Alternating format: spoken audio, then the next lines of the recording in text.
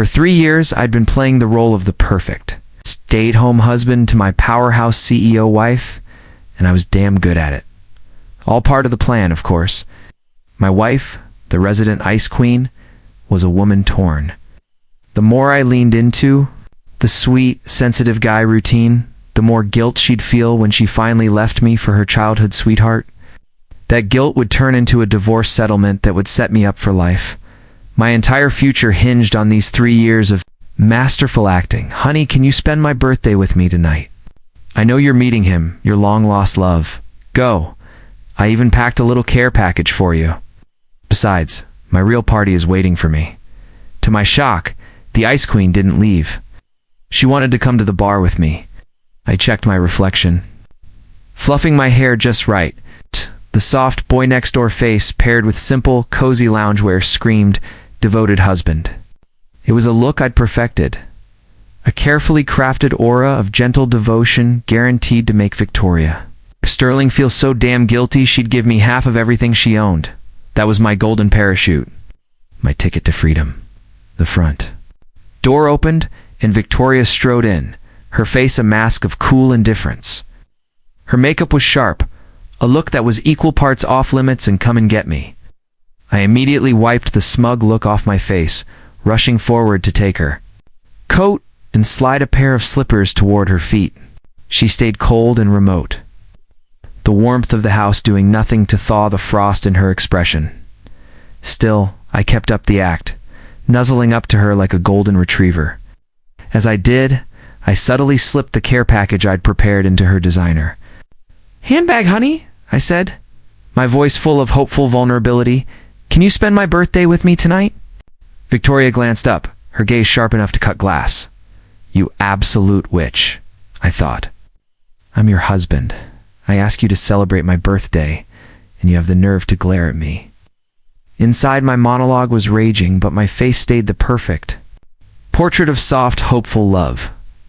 Victoria's brow furrowed. "What was that sound?"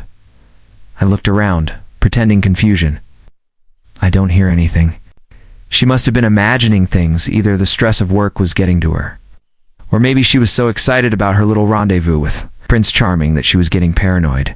Her eyes turned cold again as she stood. "I have a client dinner tonight. I'll have a cake delivered. You can celebrate here." A client dinner, right? As if anyone would believe that thin excuse for a booty call with her ex. Here it came, the pitying glance. Victoria turned her head, looking at me with something that could almost be mistaken for regret. I seized the moment, crafting an expression that was 7 parts disappointment and 3 parts quiet strength. I turned away. "It's okay, honey, you go. I'll be fine here by myself." Go. The party supplies are in your bag. Besides, I've got my own plans. The guys are waiting. We're hitting the club, hitting it hard. My night's going to be epic. I held the pose, the picture of a martyred house husband, while inwardly I was bursting with joy. The thought of the impending divorce and the mountain of cash that came with it had me fantasizing about sports cars and a life of blissful, decadent freedom. Lost in my daydreams, I didn't notice the slight twitch at the corner of Victoria's mouth. Cold as ever, she just nodded and walked out the door. The second it clicked shut, I leaped into the air. Yes, let's get this party started. It had been 3 years since I woke up inside a trashy romance novel. I was the supporting male character, the chump. The hero of the story was Caleb Vance. And with a name like that, he was destined for greatness. He broke up with the female lead, Victoria Sterling, to go get his MBA at Stanford. Victoria, in turn, married Mia, handsome trust fund kid who was genuinely deeply in love with her. She used my family's resources to build a corporate empire in just 3 years, to make sure I stayed a compliant house husband. She even staged a hostile takeover of my family's company, killing any ambition I might have had. The original Leo Miller, the man whose life I ended up living, was obsessed with Victoria. He debased himself, swallowing his pride just to be her doormat. But he knew about Caleb, so he resorted to desperate measures to keep Victoria by his side, drugging her, trying to hire a hitman to take Caleb out insane schemes. In the end, Victoria threw him out with nothing. Unlike the original Leo, Moral compass is, let's say, more practical. I don't love Victoria, but I do love money. The novel said that Victoria, out of respect for my family's early help, had planned to give me half of her assets in a divorce. But the original Leo's psycho behavior torched that deal. He ended up in prison and died penniless. That was never going to be my ending. For 3 years, I've been the perfect house husband. But in Victoria's eyes, I'm harmless, devoted, and loyal. I've even been subtly pushing her and Caleb back together, laying the groundwork for their reunion so I can get that sweet divorce settlement and ride off into the sunset. I went to my room, took a quick shower, and swapped my cozy loungewear for designer jeans and a leather jacket. I ran some product through my hair, giving it that perfectly messy look. The man in the full-length mirror was nothing like the soft, gentle husband Victoria thought she knew. This was a player with a dangerous glint in his eye. Showtime. I twirled the keys to my McLaren around my finger and headed to the garage. Sliding into the driver's seat, I fired up the engine. The roar matched the pounding in my chest. Freedom was so close. Then blindingly bright headlights lit up from the other side of the garage. My first thought was that we had an intruder. Then I saw the vehicle, a Mercedes G-Wagon built like a tank. From behind the wheel stepped a pair of long, slender legs and sheer stockings. My blood ran cold. She hadn't left. "Where are you going?" Victoria asked, a smirk playing on her lips. Her cool, appraising eyes swept over me, and for the first time, I saw something new in them: surprise, and maybe even appreciation. I'll admit it, I'm a handsome guy, and a woman like Victoria would never have married me, even as a cover, if I wasn't. Weren't you supposed to be at a client dinner? I stammered, shrinking back in my seat, trying to hide the outfit that completely shattered my carefully constructed persona. The corner of her mouth lifted into a small, genuine smile. "We've been married for 3 years, and this is the first time you've ever asked me to spend your birthday with you." I rescheduled. My phone buzzed. It was the guys, calling to see where I was. What the hell was wrong with this woman? Ditching her soulmate to spend a birthday with me? This was bad. Really bad. She was going to see right through me. My mind was a mess. Then I saw her reach into her handbag. Her expression soured as she pulled out the small bottle of massage oil I'd slipped in there. Panicking, I blurted the first thing that came to mind. "It hurts the first time." "Heard this stuff helps." The words left my mouth before I could stop them. I squeezed my eyes shut. 3 years of work, 3 years of building the perfect character gone in an instant. I had to salvage this. Looking up at her with the most pathetic, wounded expression I could muster, I said, "You think I don't know you and Caleb have been in touch this whole time? You never have client dinners at night. You were going to see him, weren't you?" Nice. Pivot, put her on the defensive, expose her. Genius, Leo. Pure genius. Victoria didn't say a word. She pressed her lips together in a tight crimson line and placed her hand on my car door. "Get out." I didn't argue. I scrambled out of the car. In the moment my feet hit the ground, she pushed me back against the hood. Her eyes, dark, intense, full of an emotion I couldn't place, locked onto mine. "I've put you through a lot these last few years. I made you into something you're not." I was speechless, but in my head I was screaming, "Oh God, she's lost it. She's completely lost it. What is she doing?" Then my heart stopped. She started unbuttoning her coat. My God, she's serious. She can't do this. If she's not a virgin for Caleb, I'll never take her back. Banshee leaned in and crushed her lips against mine. My brain short-circuited. Everything went blank. It wasn't that I was some kind of prude please for the kind of money I was aiming for. I'd already sacrificed my dignity. My chastity? That was a small price to pay. But this twist was so far off the plan that I was completely stunned. "Tori? Tori, are you in here?" A man stepped into the garage holding a bouquet of roses. He was dressed in a sharp suit with stylish wire-rimmed glasses, a hint of stubble giving him that rugged intellectual vibe that drove women crazy. It was Caleb. He walked in with a hopeful smile. "What?" My brain rebooted. I shoved Victoria away and frantically smoothed my clothes. "Mr. Vance, it's not what it looks like." "How did you get in here?" Victoria and I said at the same time. I quickly added, nothing happened. I promise. Caleb ignored me completely, his hurt gaze fixed on Victoria. Tori, I'm back. I called, but you didn't answer, so I came to find you. He gestured toward the house. Your security system still has my face print registered. Just let myself in. I didn't know you'd be here. The nerve of this woman. They'd broken up, and she still hadn't changed the security codes. I forced a meek, friendly smile, the kind my perfect husband persona would wear, while my inner voice was dripping venom. But for an 8-figure settlement, I could keep up the act. Victoria's jaw tightened, and she shot Caleb a cold look. I'm busy. I don't have time to mess with the security system. Even though she was speaking to him, it felt like she was explaining herself to me. She turned. Back to Caleb, her voice sharp and commanding. Get out of my house now, or I'm calling the police. No, don't, I'm going. I'll go, Caleb said, not wanting to push her. But as he left, he gave me a look of pure, smug victory. Tori, I know you still have feelings for me. I can forgive this. I've waited 3 years, I can wait. A little longer. Get out. Right. I never thought I'd hear Victoria Sterling say that to the man she was supposedly madly in love with. He's just leaving? No, don't go. This isn't how it's supposed to happen. I was stunned as Victoria straightened her dress.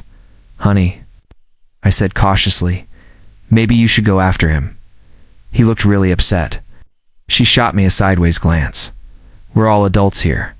So what if he's upset? Besides, he and I are ancient history. She picked up my leather jacket from the hood and draped it over my shoulders. If he gets hit by a car on his way out, it's got nothing to do with me. Whoa, that's cold. Something was definitely wrong here. My forced smile was starting to crack, but after 3 years of wearing this mask, it had almost become my real face. Let's go, she said. Go where? To celebrate your birthday. But since it's your birthday, we should do it right. Let's go to a club. A wave of dread hit me. Seriously? This was a direct hit on my carefully crafted character. She found out I was a regular who partied and drank. 3 years of playing the perfect house husband would go down the drain along with my settlement. In our house, Victoria's word was law. She grabbed my arm, pulled me toward her G-Wagon, and started the engine. So, she said, turning to me, which club do you want to go to? My mind raced. How about the Vanguard? Anywhere but Lucid. If she found out my friends were throwing me a surprise party there, I was done for. I stared down at my lap, lost in thought, completely missing the beautiful, knowing smile spreading across Victoria's face as we drove. Her phone rang, the generic ringtone cutting through the silence. The screen showed an unknown number, but I already knew exactly who it was. Without thinking, I reached over, hit the answer button, and put the call on speaker. Tori. Sure enough, it was Caleb's voice dripping with devastation, pain, and misery. The man was an artist. I'm so cold, he said. And I can't get an Uber. The villa was out in the suburbs. At this hour, he'd be lucky to see a stray cat, let alone a car. Okay, what's my line here? How do I play this? To show my magnanimous understanding, soft boy persona, but Victoria didn't give me a chance. She stabbed the end call button on the steering wheel, then shot me a look, her eyes flicking upward in a perfect eye roll.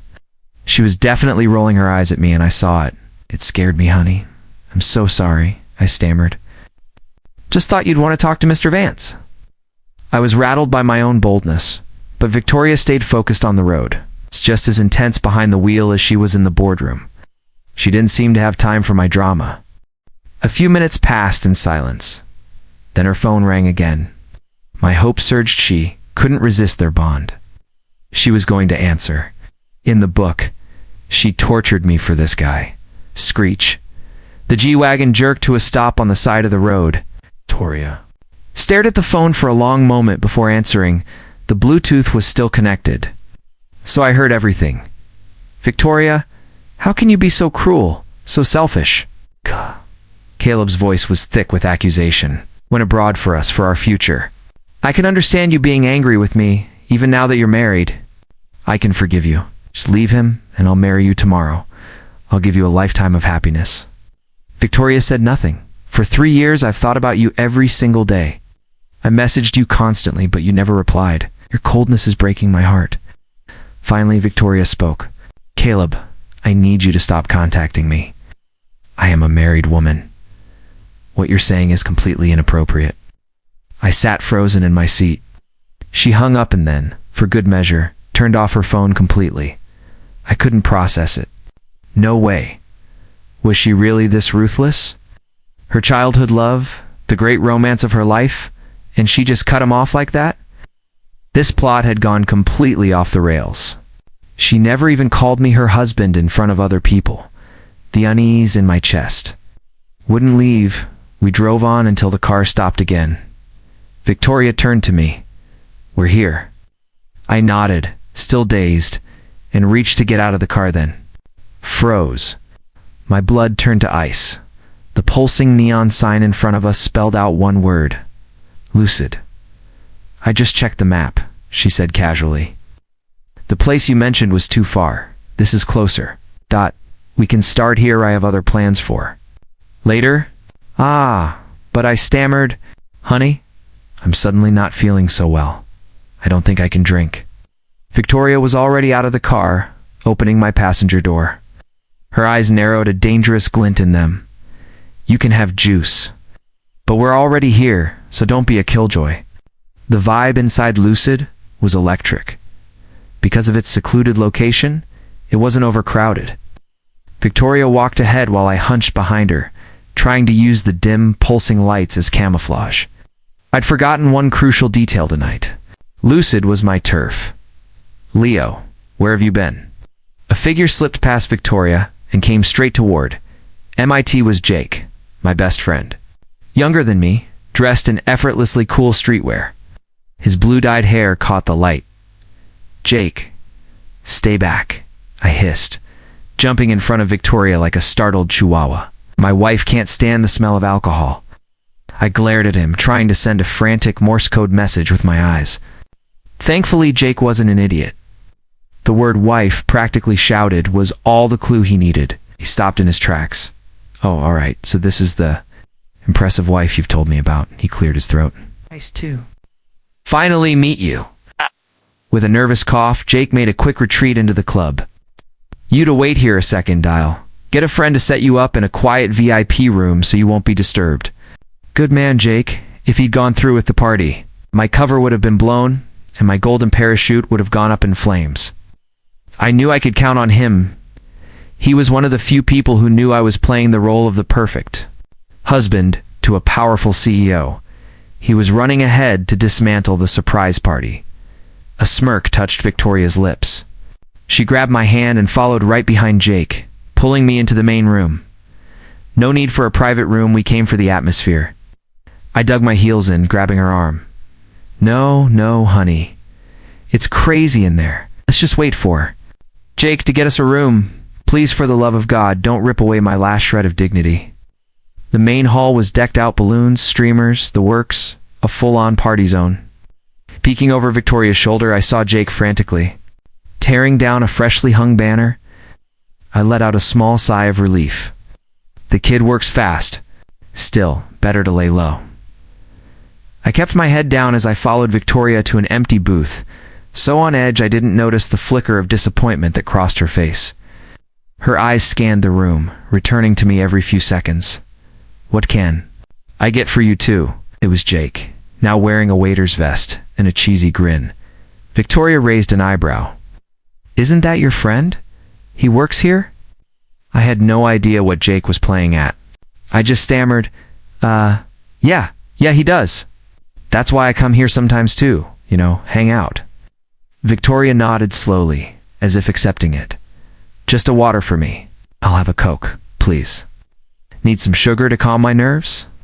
Before my blood pressure blows a gasket, Victoria suddenly turned to me. You can have a drink if you want, time driving. I looked up, plastering on my sweetest, most earnest smile. You know me, honey, a total lightweight. Of course. Once drunk, an entire table of frat boys under the table. Jake's mouth twitched before he turned toward the bar. Pulling out his phone, a second later, mine buzzed. Jake, Dude, you are a hell of an actor. Are you just with this woman for her money? Me. Get lost. We're in love. The truth was something I could never admit, not even to him. Jake. Right. Well. She looks like she takes better care of herself than you do. You'll probably die first. Me jerk. I tossed my phone onto the couch and focused on my Coke. The truth was, the original Leo had really loved Victoria Head, given her everything. But in the face of her one true love, his 3 years of devotion had meant nothing. Lucid wasn't a wild place. Its clientele was mostly upscale, catering to the wealthy suburbs. I knew half the people here, but either Jake had spread the word, or my hiding skills were top-notch because no one approached me. The boredom was starting to make me drowsy. But as I lifted my head, any thought of sleep disappeared. Walking through the entrance was a group of 4 or 5 people, all clustered around a man with rugged stubble and an air of effortless cool. Caleb, what the hell is that creep doing here? I thought he was freezing to death on a street corner. Somewhere. I jumped to my feet, trying to block Victoria's view. Honey, in my rush, I lost my balance and stumbled straight into her. Victoria didn't move, just raised her hands to catch me. But for all my soft boy looks, I actually hit the gym pretty regularly. Gotta stay in shape if you plan to spend a fortune, after all. There was solid muscle under my lean frame, and my weight was too much for her. I sent her tumbling back onto the sofa, landing right on top of her. Sorry.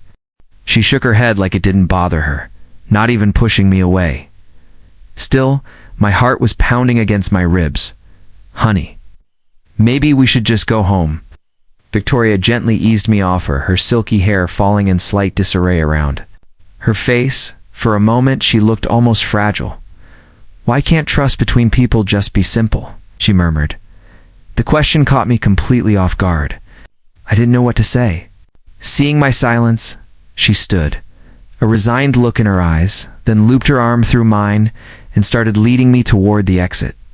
And that's when I saw Caleb, the Stanford MBA, in his element, holding court on the dance floor with 3 beautiful women. As the beat dropped, he stripped off his jacket, showing off a perfectly sculpted body that earned cheers from the crowd. I glanced at the stage despite myself. What a show-off. His moves are so over the top he's about to achieve. Liftoff? I still had no idea what Victoria had ever seen in a guy like that zero class. Suddenly, Victoria stopped walking. I looked at her, confused. After a brief pause, she tightened her grip on my arm and marched straight toward the dance floor. Tori. Caleb froze mid-spin, panic on his face. Tori, don't get the wrong idea. That was just my friends brought me here to blow off steam after you rejected me. Then his eyes landed on me, and panic turned to rage. It was you, he spat. Tori never comes to places like this. You must have forced her. Why are you so determined to ruin what Tori and I have? A fire lit in my gut. This jerk. I'd spent 3 years bending over backwards to help them patch things up, suffering in silence. And now he was blaming me? Before I could speak, Victoria grabbed a drink from a nearby table and threw it right in Caleb's face. You've got a lot of nerve, Caleb, she said, her voice ice cold. Leo is my husband, my legally wedded husband. She stepped closer, voice dropping to a dangerous whisper. The real question is, who the hell do you think you are? Trying to interfere in our marriage. I was stunned this was not in the script. Caleb's friends started chiming in.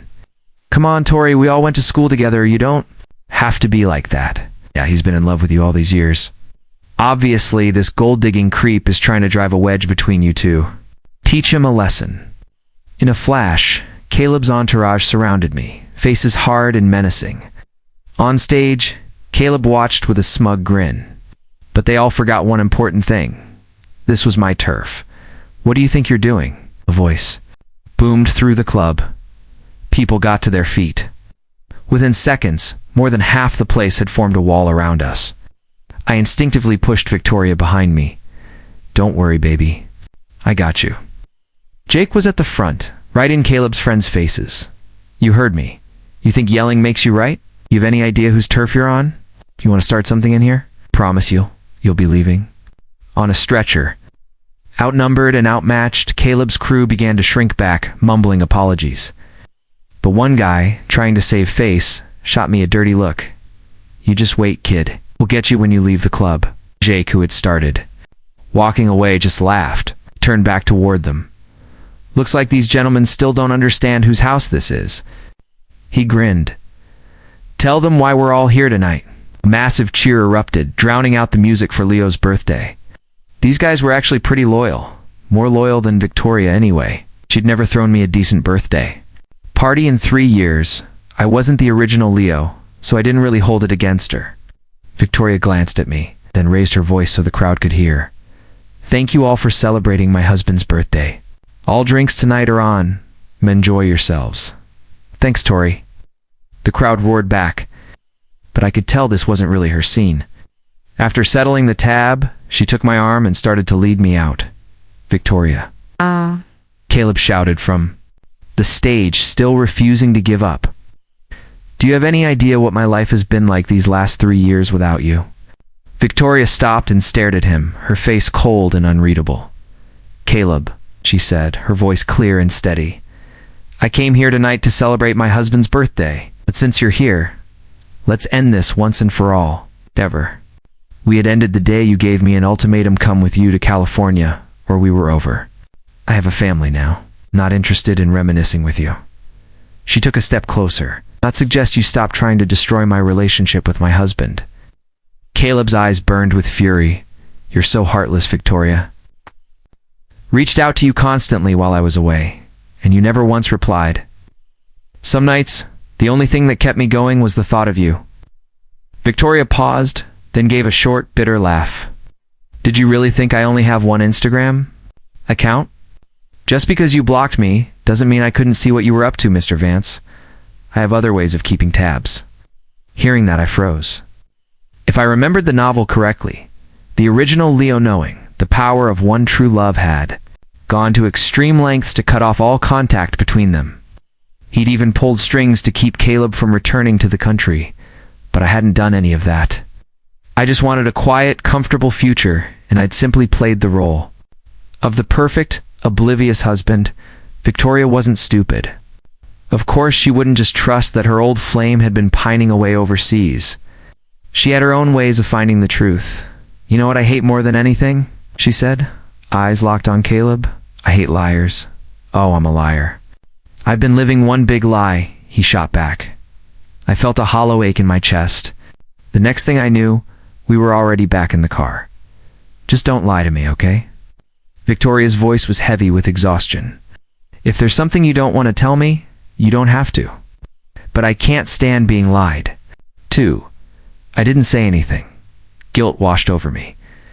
It wasn't exactly a lie, it was an act. I just never thought we'd make it this far.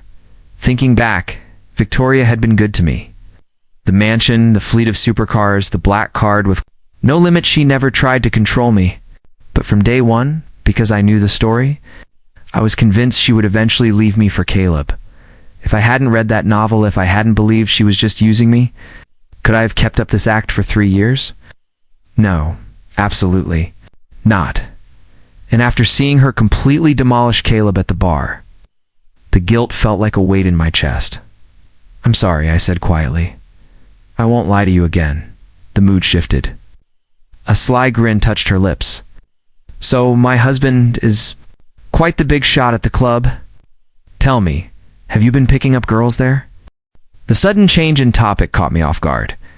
"No, absolutely not. I was just bored at home, so I'd go to Lucid sometimes for a drink. I met all those guys there. They call me McWordplay, the undisputed king of Lucid." Before I woke up in this world, I was a DJ. I knew how to work a crowd, and that's how I made so many friends so quickly. "Oh, really? It's just for a drink?" she asked, remembering my promise. I sighed and told her everything, my whole secret life at the club. Victoria stayed quiet for a long time, and finally shook her head with a sad smile. "It seems you prefer a life of freedom. I've been holding you back." "That's not true." I turned to look out the window as the streetlights painted the dark city in strokes of gold. "I don't really have any big ambitions." I admitted I wasn't chasing any grand goals. Call it lazy, call it unambitious. Whatever. I thought about my past life. a monotonous existence that had worn down all my sharp edges, leaving me with little desire for anything more. If we got divorced, I'd just find a small house by the coast and live out the rest of my days in peace. Honestly, that sounded pretty good. Screeched the car lurched to a sudden, violent stop. Startled, I looked up and met Victoria's gaze, her eyes bright and intense like the moon. "What's wrong?" I asked. "Nothing," she said tightly. "We didn't go home." Instead, Victoria drove to a scenic overlook just outside the city. She didn't say where we were going, and I didn't ask. From the top, the entire city stretched out below us, glowing in purple, red, and blue lights that pushed back the darkness. It was beautiful. Victoria pulled out her phone and made a call. "Start it." "Start what?" My heart skipped a beat. Oh my God, is this it? Is she going to murder me and bury my body out here? No, stop it. My wife wouldn't do that. I tried to calm myself, but my eyes still darted around nervously. "Look," she said, slipping her cool hand into my coat pocket, her fingers lacing with mine. I looked up. Whoosh, whoosh. Whoosh. Fireworks bursts of dazzling colors exploded across the night sky, raining down like a shower of stars. The light illuminated everything, awakening something deep inside me that I thought had long since died. Every man, no matter how cynical, has a weakness for romance, and this was romantic as hell. At some point, Victoria had leaned against me, her head resting on my shoulder. I wrapped my arms around her. "Do you like your birthday present?" She whispered. This is for me?" "Of course. I was going to come out here and set it up myself, but you seemed unhappy earlier." I thought back to earlier that night, when I had assumed her client dinner was just a cover for a date with Caleb. I'd been so sure, but the whole time she had been planning this for me. This Ice Queen, when did she get so romantic? Number S. One had ever done anything like this for me. In our 3 years of marriage, Victoria had never been neglectful. There were always gifts on birthdays and holidays, but they were transactional. A wire transfer, a luxury delivery. Never anything like this. Never anything with so much thought and heart. I pulled her closer, burying my face in her hair. "Thank you, honey." After the fireworks, everything changed. Victoria started coming home every night. Man behind the powerhouse, keeping the house spotless, dinner ready when she walked through the door. I hardly even went to Lucid anymore. Jay complained that business was down since their star attraction had disappeared. Then, one day, the internet exploded and I was at the center of it. "Bro, get off your ass and get online." Jake's frantic voice came over the phone. "Oh, you're blowing up." An article had gone viral. The king of gold diggers, how a kept man schemed his way into a tech fortune. Someone had taken pictures of me from my nights at the club and turned them into a damning photo collage. Alone, it wouldn't have been enough to go viral. But the story identified me as the husband of Victoria Sterling, CEO of Sterling Holdings. Some troll had even written an entire fan-fiction backstory about me, a two-faced schemer who played the soft, harmless boy toy at home while secretly living a debauched life. All part of a master plan to kick out Victoria's one true love and steal her company. "This is a total smear campaign," I fumed. "Someone's paying for this." Jake had already rallied the guys to try running defense for me online, but it was useless. Whoever was behind this had an army of bots and trolls pushing the story. Our attempts to clear my name only seemed to make people believe it more. Afternoon, Victoria Sterling herself, front and center, issued a statement. She pushed it to the top of every newsfeed. "My marriage to Leo Miller is a private matter, but one that is legal and legitimate. I will not tolerate slander against my husband. Sterling Holdings will pursue legal action against any and all individuals and outlets spreading these malicious rumors to the fullest extent of the law." At the same time, Sterling Holdings' legal team released a trove of documents. They laid out the full timeline of Victoria's relationship with Caleb Vance, followed by the date and official record of her marriage to me, but the knockout punch was the document showing where Sterling Holdings really began Miller Properties. That's right, Victoria had started with nothing. The seed capital for her entire empire had come from my family's business, which she had transformed from a failing real estate firm into the powerhouse it was today. In an instant, the whole gold-digging pretty boy story collapsed.